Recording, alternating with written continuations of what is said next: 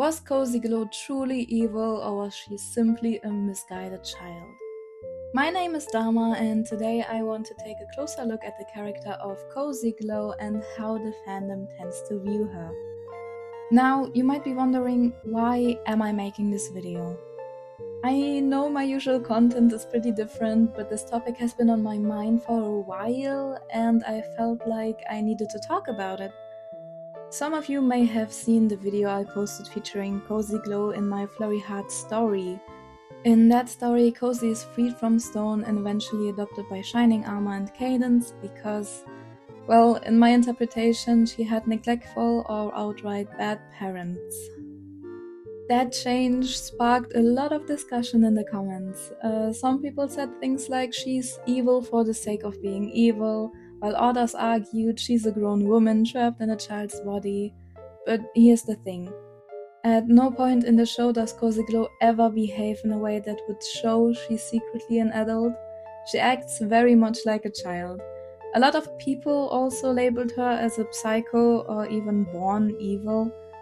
And honestly, that really struck a nerve with me. I've worked with children who were unfairly called bad, difficult, or worse in some cases, usually by adults who don't understand them. And hearing people apply the same labels to Cozy Glow made me want to speak up. I came across a quote that sums up my perspective really well. I believe in environmental influence on human behavior, and for most children, the single most important influence is a parent or a parent substitute. And that's exactly the issue here. Throughout the entire show, we never once see or even hear about Cozy Glow's parents. The absence makes it much harder to fully understand her actions. Well, actually, I love Cozy Glow cause she's pure evil, not cause she has a sad backstory. Of course, I also understand that at the end of the day, Cozy Glow is just a cartoon character. Sometimes characters really are written to be evil for the sake of being evil, and that can be fun in its own right. Some of my favorite villains in media fall into that category. Take Scar from The Lion King. He's simply power-hungry, and that's what makes him compelling. Or Maleficent in the original animated Sleeping Beauty. She wasn't giving a deep backstory. She was just dark and dramatic, and that's enough to make her iconic. Though I'll admit I also enjoy the newer live-action version that gave her a richer backstory. So yes, there's definitely a place for villains who are simply evil because they are evil. But here's why my issue with Cozy Glow really starts. In Friendship is Magic, villains were almost never left unchanged. Nearly every major antagonist was either redeemed or given another chance, no matter how terrible their crimes were. Look at Discord, for example. He warped ponies' bodies into disturbing forms, flipped entire cities upside down, and even corrupted the core personalities of the main six themselves. Later on, he disguised himself as Grogar, manipulated events, and handed power to the villain trio, Cozy, T-Rex, and Chrysalis. And yet, in the end, he gets what amounts to a slap on the wrist. You could argue that he already served time by being trapped in stone earlier, but even so, his actions later on should have brought real consequences. Or take Starlight Glimmer. For who knows how long, she kept an entire village under her control, stripping ponies of their cutie marks and manipulating their very identities. And when Twilight stopped her, Starlight retaliated by traveling through time, creating alternate worlds that spiraled into war, eternal night, endless conflict, and devastation. Even if those timelines were undone, the fact remains, she created them, and yet she was offered redemption. So if characters like Discord and Starlights and many more, who committed acts just as bad, if not worse, were forgiven, why wasn't Cozy Glow given the same chance? They didn't want to redeem an actual child. Yeah, but she didn't want redemption. Starlight was probably only redeemed in that very moment because Twilight knew she couldn't beat her. It's not a good comparison, in my opinion. Broken heart. Cozy Glow's exact age is never specified in the show. but she's generally understood to be a school-aged filly, like around the same age as the Cutie Mark Crusaders, which would put her human equivalent to about 10 or 12 years old. And yes, a 10 or 12-year-old is absolutely capable of understanding concepts like redemption and making meaningful changes in their behavior. They just process those ideas differently than adults. At that age, kids are entering a big developmental change. This is when they begin to understand abstract concepts like fairness, justice, forgiveness, and consequences. But the catch is, they need those concepts explained in clear, concrete terms, often with real-life examples they can relate to.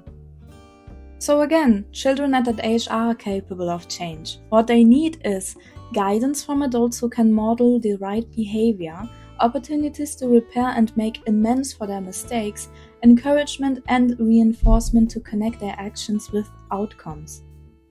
That is how kids learn redemption. Not through punishment alone, but through structured chances to grow. And let's look at the kind of adult influence Cozy Glow actually had. Her closest mentor was T-Rex, the evil centaur who literally called her his little protege. They were pen pals, and honestly, do we really think T-Rex was sending her letters filled with wisdom and kindness? No, if anything, he shaped her into what she became. At least to some degree. Now, every moment is technically a chance to do good, but here's the missing piece. Cozy never internalized the need for redemption. At the time, she was still in the middle of manipulating everyone. Because of her sweet, candid behavior, nobody suspected her true motivations. And the truth is, a person or a child cannot change without an outside influence or force pushing them towards that realization. So yeah, you could argue that Cozy had a chance at redemption. But in practice, she really didn't. She wasn't given guidance, she wasn't called out until the very end, and she had no healthy role models to push her toward growth. And when Twilight finally confronts her, what happens?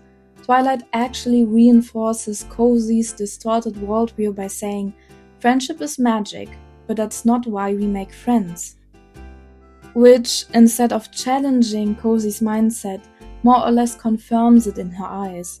Then, instead of being guided towards change, she's thrown into Tartarus and again right back into T-Rex influence. Completely cut off from any healthy support, which in turn just reinforces her manipulative and power-hungry behavior. And here's the issue. By doing that, the show effectively removed every single thing a child in her developmental stage would need in order to truly change. No guidance, no opportunities for repair, no supportive role models, just isolation and punishment. Y'all, her cutie mark literally is manipulation. Her talent is just really dangerous. She was ultimately who started the war and chaos on Equestria and stole magic, which is basically their life source. Her special talent is literally being 2 steps ahead of everyone else. Starlight stopped because she didn't want what was going to happen, the world going into ruins. Discord stopped because he will lose Fluttershy, etc. Cozy Glow wanted what was going to happen. Chaos and her being on top of it. Same as Chrysalis and T-Rex, they had no chance for redemption. Now let's talk about Cozy Glow's cutie mark. It's a rook chess piece. Some people argue that this proves that she was meant to be manipulative or villainous. But honestly, that argument doesn't seem to hold much weight for me. Cutie marks in the show have been interpreted in all kinds of ways, sometimes even completely misunderstood. Take Troubleshoes for example. When he's introduced in Season 5, Episode 6, he's seen as a clumsy outlaw who constantly ruins rodeos. His cutie mark, an upside-down horseshoe, was taken as a symbol of bad luck. But after the Cutie Mark Crusaders helped him see his real gift, he realized it meant something entirely different. He was meant to be a rodeo clown, making ponies laugh through his clumsiness, and what looked like a curse was actually his talent. Or look at Petunia's parents in The Fault in Our Cutie Marks. When Petunia earns a skull and bones cutie mark, her parents immediately panic. They assume it's weird, maybe even a sign she's destined for something dark, like piracy. But in reality, her talent is archaeology, digging up the past and uncovering history. What at first seemed ominous turned out to be something very positive. So, with Cozy Glow, a chess piece doesn't have to mean manipulation or evil strategist. It could just as easily mean she got it from playing chess as a child. It could symbolize strategy, planning, intelligence, or competitiveness, traits that are not inherently bad. In fact, with proper guidance, those same traits could have been nurtured into positive outlets, even helping her manage her emotions in healthier ways. Everyone is forgetting that just like the real world, child psychopaths also exist in MLP. Not everyone has a sad background to excuse their behavior. I know it might sound like I'm trying to excuse her behavior, but I'm not. Children absolutely need consequences. What I'm saying is that the way the show handled Cozy Glow was, in my opinion, the wrong approach. Trapping a child in stone, alone with her thoughts, is an excessively harsh punishment. We don't even know how long she's meant to stay that way. And honestly, even a few hours, minutes, even seconds, that would be inhumane for a kid or anyone for that matter. Consequences should teach, not traumatize. Another thing I often see in discussion about Cozy Glow is the claim that she's a psychopath. But that doesn't really line up with what we actually see of her in the show. Psychopathy generally means struggling to recognize and care about the emotions of others. Fears, sadness, anxiety. A true psychopath is indifferent to suffering, even when it affects someone close to them. Cozy Glow, however, doesn't quite fit that mold. She does show genuine feelings, especially in her interactions with T-Rex and Chrysalis. Remember the moment on the mountain when the trio actually starts opening up about their feelings? For a brief moment, they almost grasped the importance of friendship, until Chrysalis cut it off, calling friendship a disease. Even then, Cozy Glow demonstrated that she understood cooperation and teamwork, that working together is the only way to achieve goals. Yes, she's also shown dog traits, like claiming she loves a good backstabbing. But I see that more as a performance, part of her villain act, rather than her true self. And when she insists she's cute and lovable, to me that reads less like manipulation and more like a deep desire. She wants to be seen that way, but she doesn't know how to authentically fit into that role. And even if you think about it, if Cozy Glow really was a psychopath, her sentence of being turned into stone would actually make things even worse. There is a ton of research showing that psychopaths often respond well to what's called the decompression model.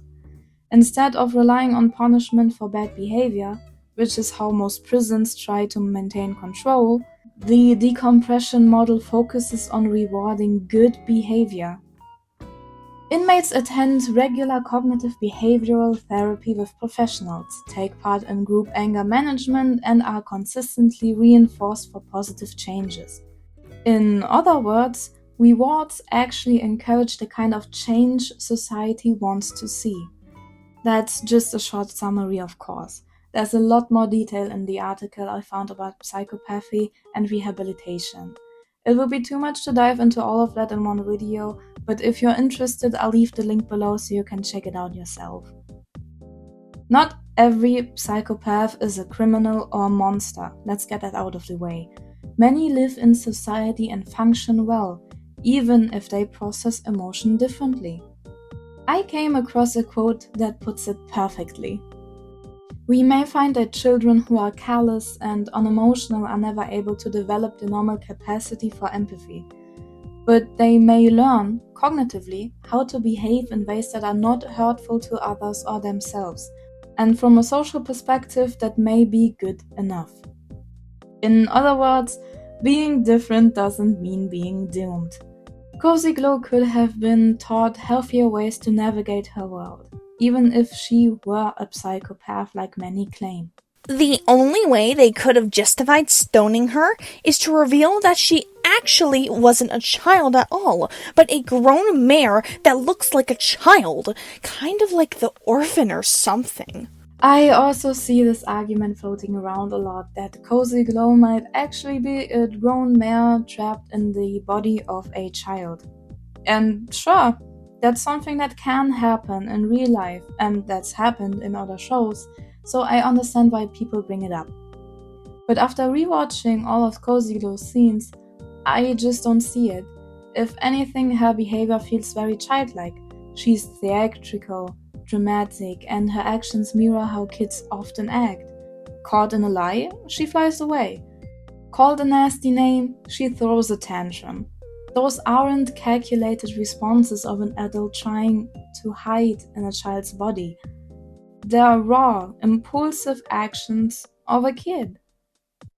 So, no, I don't believe Cozy Glow was secretly a grown mare. That said, I think it could make for some really fun fanfictions. It's an interesting angle to explore, and I have nothing against headcanons at all. But for this video, I want to stick to things that the show actually gives us. Things I can point to and reliably analyze. So yeah, those are my thoughts. But I also reached out to a few other creators who make Cozy Glow content because, well, they get the same kinds of comments I do. And I thought it would be cool to share their perspectives as well. So here are their thoughts. Hope you enjoy.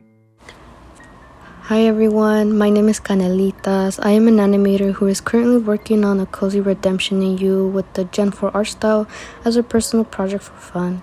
My thoughts on all the Cozy Glow hate I get makes me pretty upset. I believe kids cannot be naturally born that way. Something has to happen in order for a person to be that way. And look, I'm not an expert on mental health issues when it comes to characters with little to no details about their past, but Cozy Glow seems to have just been misguided when she was younger. It's pretty obvious she has trust issues. Maybe she never had friends, maybe she was just jealous not being born a unicorn with magic. Did her parents ruin her?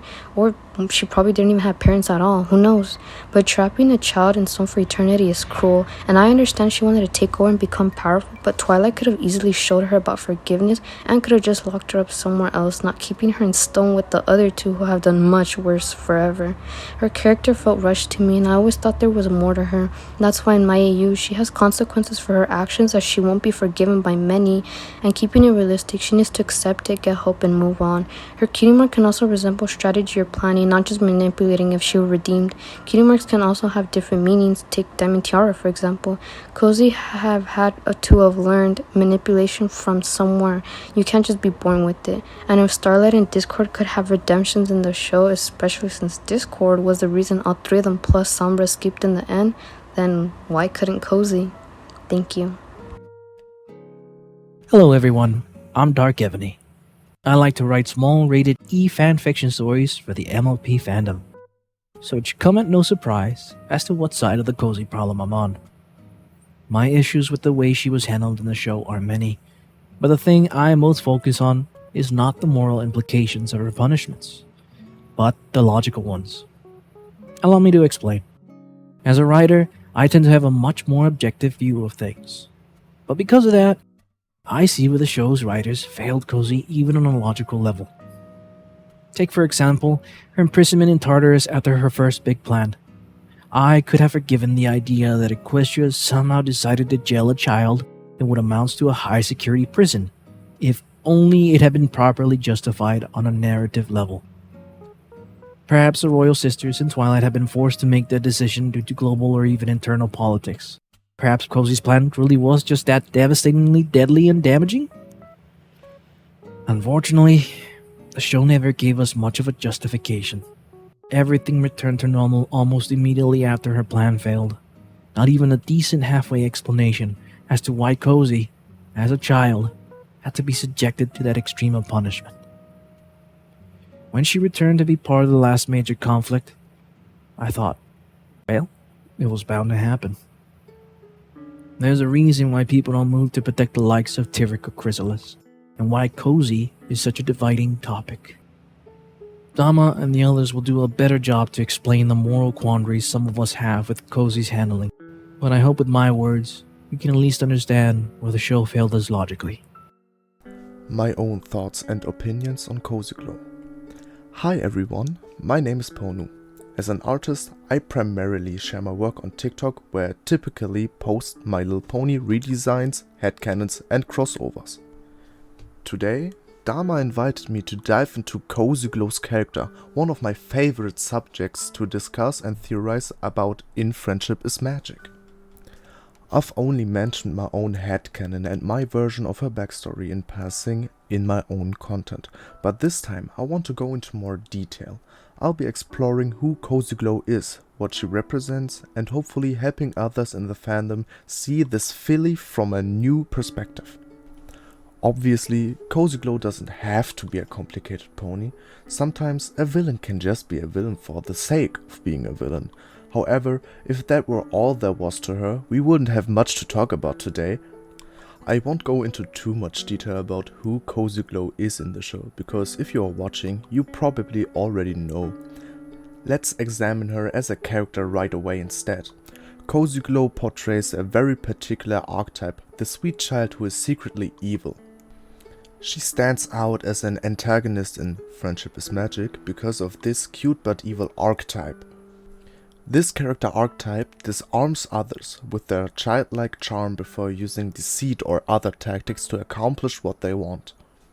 Cozy Glow has similarities to other media characters in this way, including Lil Gideon, Princess Morbugs, Baby Doll, Darla Dimple, and others. One of the most telling things about Cozy Glow is her cutie mark, a rook chess piece. In chess, rooks often symbolize strategy, planning, and long-term control. She's neither magically gifted like a unicorn, nor a brute force fighter like an earth pony. Like a rook, she works in the background rather than charging in head first. The rook also symbolizes entrapment and defense. Like a rook, Cozy thrives when she's part of a structure or group, which is why she teamed up with Lord T-Rex and Queen Chrysalis, the only role model she has ever had. One of the most overlooked aspects of Cozy Glow's story is that she never really had a chance to be anything else. Cozy's influences were almost entirely negative throughout the show. We never see her family or any hint of them. The only teachers she ever had were Lord T-Rex and Queen Chrysalis. So, while one cannot deny that Cozy is an antagonist, she's also a product of her environment, or maybe even the lack of one. She's a filly who learned the wrong lessons because there was no one to show her the right ones, to simply put it. Despite this, the series treats her like a fully accountable adult villain. Instead of being reformed or offered understanding like so many other characters were, Cozy's given no second chance. She's turned to stone alongside two seasoned villains, her story ending in punishment rather than growth. This doesn't excuse her actions, but it raises a fair question. Was Cozy Glow evil by nature, or simply a clever, lonely child playing the only game she thought she could win? If anything, it makes her one of the show's most tragic characters. In the end, Cozy Glow is a fascinating contradiction, a child in a world of magical heroes, clever but misguided, playing at power because it's all she's ever known. She's an evil filly, not because she was destined to be, but because no one ever showed her how to be anything else. Thank you both so much for sharing your thoughts.